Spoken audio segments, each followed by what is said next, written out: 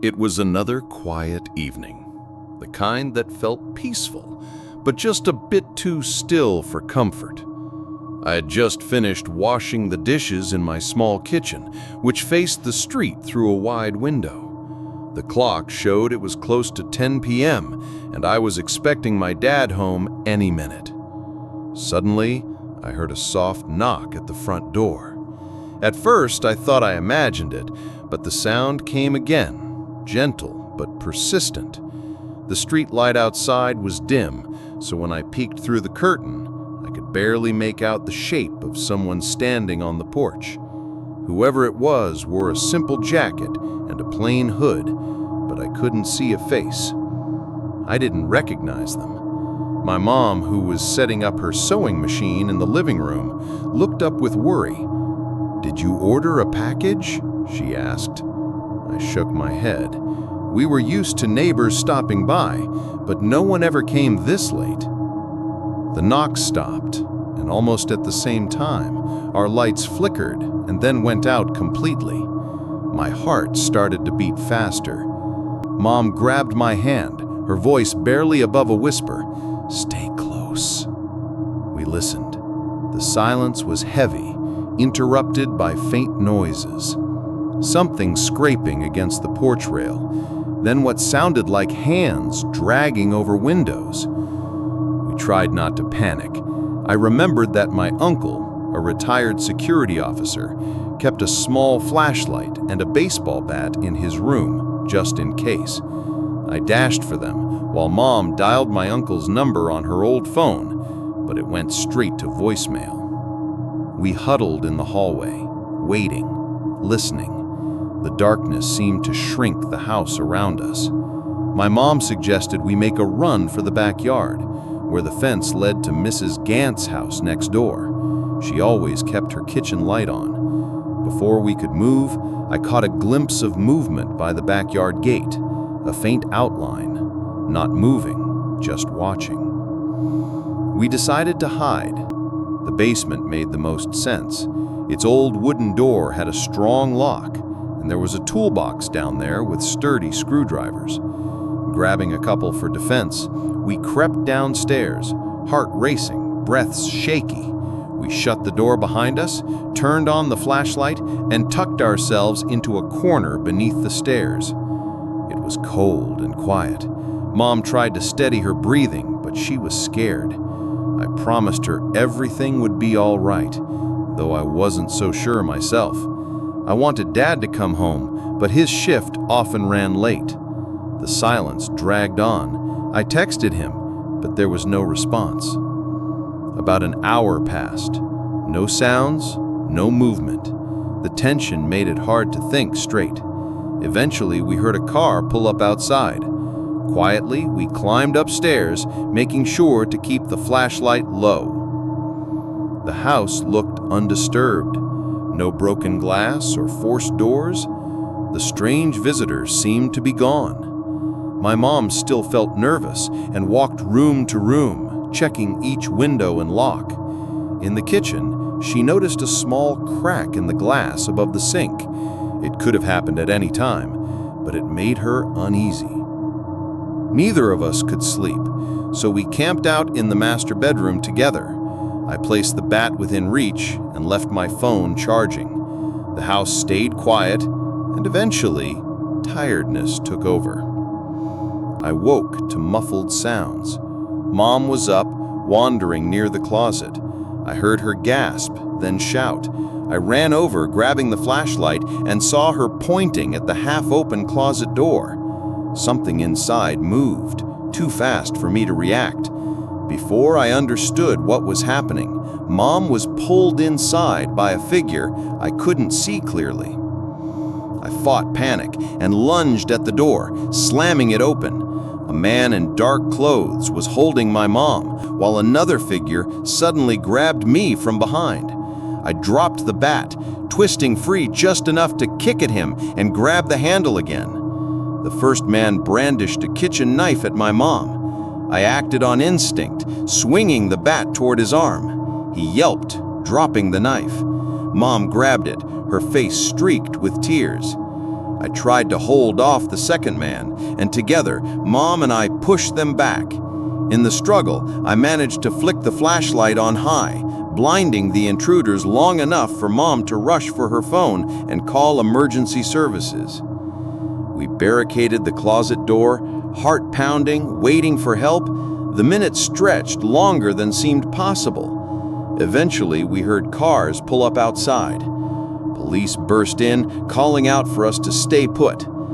The intruders were caught, one trying to escape through the bathroom window, the other cornered in the hallway. When police took off their masks, I recognized one. He had been my dad's old friend, Carlo, who had drifted out of our lives after some bad choices. The other man was a stranger, but looked weary, older, with trembling hands. Dad arrived soon after, his face pale as he took in the scene.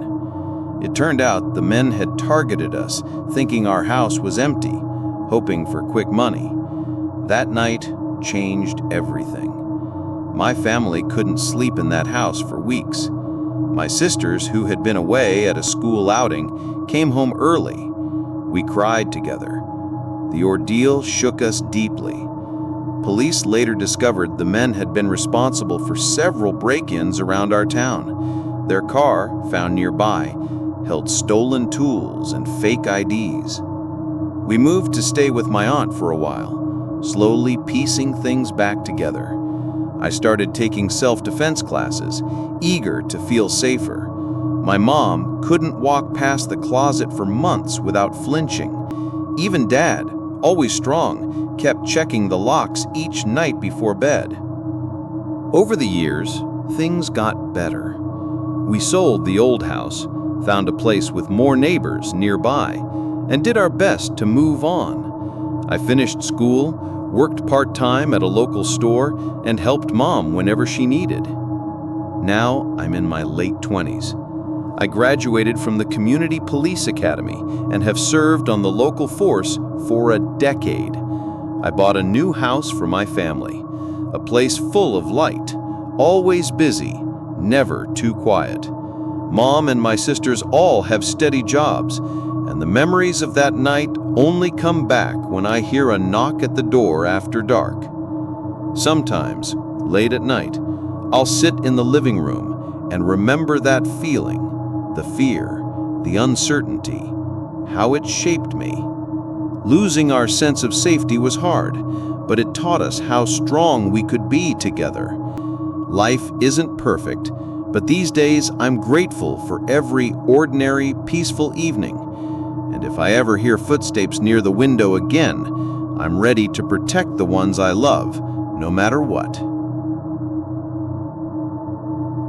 When we first moved into the old house on Cedar Lane, the street felt different from anywhere we'd lived before. My parents said it would be a fresh start, but the broken street lamps and boarded-up homes made me uneasy. Dad tried not to show his concern, but even he double-checked the locks every night. The house was plainly past its prime. The floors creaked underfoot and walls wore peeling paint, faded by years of sun and rain.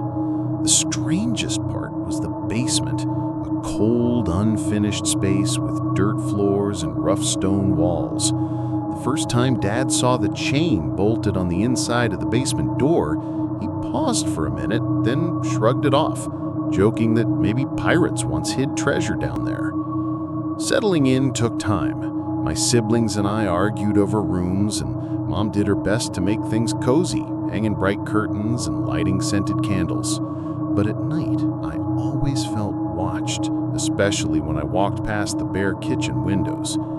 Sometimes I caught flickers of motion, a stray cat maybe, or shadows cast by passing cars. I was known in my family for being a scaredy cat. Aaron, my brother, teased me about using a nightlight, but I didn't care. Darkness left too much space for my imagination. One humid summer night, I woke up just before 3 a.m. with a desperate need to pee. The house was silent, moonlight stretching across the wooden floors. I slid out of bed, tiptoeing past Aaron's snoring figure. Each step toward the bathroom felt risky. My heart raced as I nudged open the door and shuffled past the kitchen, glancing out at the backyard. All I saw were empty shadows. Just as I relaxed, I stepped into the living room and saw him. Through the glass, a man pressed his face against the door, hands cupped to block the glare. His coat hung off bony shoulders, his eyes searching the dim room. Something about the way he peered in made me freeze in place, hoping he didn't notice me. I ducked behind our old, worn couch, pulse thundering in my ears. For a moment I thought maybe he'd move on, but then I heard it, the rattle of the lock. My eyes widened. There's no way. How could he have a key? I felt glued to the floor, mind racing. Did he see me? Was he alone? I remembered Aaron's cell phone on his desk, but my limbs felt heavy. The man entered like he knew the place, moving without any rush. Just another midnight visit, maybe. He crossed the kitchen and picked up a bag of chips, popping the pantry door open like it was his own. My breath was shallow as I watched, hidden behind the couch, not daring to move. Then, slow and steady, he unlocked the basement door and disappeared down the stairs. The sound of the chain scraping sent chills down my spine. I wanted to run, scream, wake my parents, but terror kept me pinned for a few seconds longer. Then the need to protect my family kicked in. I spotted my little sister's fleece blanket and slid it quietly beneath my feet, muffling each step as I crawled toward the kitchen. When I reached the basement door, I pressed my ear against it, shuffling, then silence. I whispered, "Come on, you can do this," gathering every bit of courage. I grabbed the bolt and slammed it shut, just as heavy footsteps thundered from below. He was coming back up. The door jolted, and I bolted for the stairs, kitchen knife clutched tight in my damp hand. I skipped the first 3 steps, nearly tripping on my way to my parents' room. I shook Dad awake. "There's a man in the basement," I managed to say, voice ragged with panic. Dad flipped out of bed, alarm flashed in his eyes. He took the knife from me and moved fast. Meanwhile, Mom called 911, her hand shaking. The operator promised help in 5 minutes. Mom grabbed my arm and said softly, "Stay right behind me." Together, we made our way back toward the kitchen, careful not to make a sound. But nothing prepared us for what happened next. The basement door exploded open. The man shot out, tackling Dad before he could react. They crashed to the floor, fists flying. I screamed and looked for something, anything to help them. Spotting another knife on the counter, I grabbed it and ran to them, breathing hard. Dad yelled, struggling, as the man pushed against him. "Give it to me," Mom shouted. I hesitated, then handed her the blade. She didn't pause. She stabbed the man in the back, her face determined. He howled in pain, giving Dad enough time to twist free and pin the stranger's arms behind his back. Then came the sirens, a flood of blue light through the windows as police stormed into the house. My siblings poured into the kitchen, eyes wide, horrified at the sight. My older sisters hugged me tightly, their arms a small comfort as I started to sob. The man survived and was rushed to hospital, but no one ever explained how he got inside or how he'd gotten a key. The police said he might have been sneaking in for who knows how long. Maybe he'd watched us for weeks, mapping out our routines. Inside, I couldn't sleep for nights afterwards. The sound of footsteps on the stairs, the slam of the basement door, echoed every time I closed my eyes. Mom tried to reassure me, saying, "You did exactly what you needed to do." But she also told me why she took the knife. I didn't want you to be the one to carry that, not at your age. That's something I'll always remember. Over the following weeks, life changed. Dad obsessed over security, changing every lock, adding cameras, reinforcing doors. I started sleeping with Aaron in his bed, even though we argued about it. Nobody felt safe. Eventually, we moved. The new house was smaller, less worn out, and our neighbors looked out for each other. Over time, the nightmares faded, but sometimes I still catch myself pausing by a window in the dark, checking that all the doors are locked. And whenever I feel that old fear creeping back, I remind myself of that night, the courage it took to face the unknown, and the family who stood together no matter what. I work as a security guard for a company that responds to alarm calls. Most of the time, it's nothing serious. Maybe a cat triggers a motion sensor, or a restaurant forgets to turn off their alarm before deliveries. But one night, I got called to a house where the back door alarm had gone off. The homeowner was out of town, but she got an alert on her phone and sent her mom to meet me there. So when I arrived, I met this older woman who said she was the homeowner's mother. I didn't think much of it.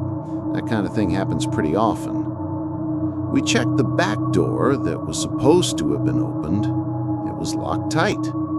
We figured maybe someone tried to get in but couldn't, and that set off the alarm. We were ready to leave, thinking everything was fine. But then I noticed a light on in one of the bedrooms. I was sure it hadn't been on when I arrived. The woman was talking to a daughter on the phone, and the daughter said she wasn't sure if she had left the light on or not. Now, I'm in security, so I know some people leave lights on when they're away to make it look like someone's home. But this didn't feel right. I was nearly certain that light was off when I first pulled up. The mom wanted to look inside, but didn't have a spare key. The daughter said the neighbor did, but it was late, and they were probably asleep, so we shouldn't bother them. With nothing else we could do, I finished my report and went back on patrol. About an hour later, I got the same alert for that house. The alarm said the back door had opened again. I went back, and this time, when I arrived, there were already several cops there. They were talking to the mother and the neighbor, who was now awake. They were looking at video footage that the daughter had sent them. The officer showed me the video. It was terrifying. 6 masked men in hoodies had sneaked into the house just minutes after the mom and I left. They walked out of a bathroom, carrying bags, stealing anything valuable they could get their hands on. The video even showed them turning on that bedroom light. The daughter told her mom she'd seen these masked figures roaming around her property before, both in the front and the backyard. I have no idea how these men knew when the homeowner would be out of town, but they planned it carefully. They wanted to get in and get out quietly without raising any alarms. But the video showed something else. These guys had guns. If anyone had tried to stop them, they were ready to fight. Looking back, if the mom had a key, or if we had gone knocking on the neighbor's door for help, the worst could have happened. We could have walked right into a dangerous situation. And honestly, my job doesn't even supply me with bulletproof gear. I never expected to face this kind of danger on the job. After that, I promised myself if I ever got a call like that again, and I suspected someone was inside, I wouldn't risk going in, no matter what. Losing the job wouldn't bother me compared to the risk of getting hurt. That night opened my eyes to how serious this job can be, how quickly things can turn dangerous. I'm lucky we didn't go inside that house. Sometimes a little caution can save your life.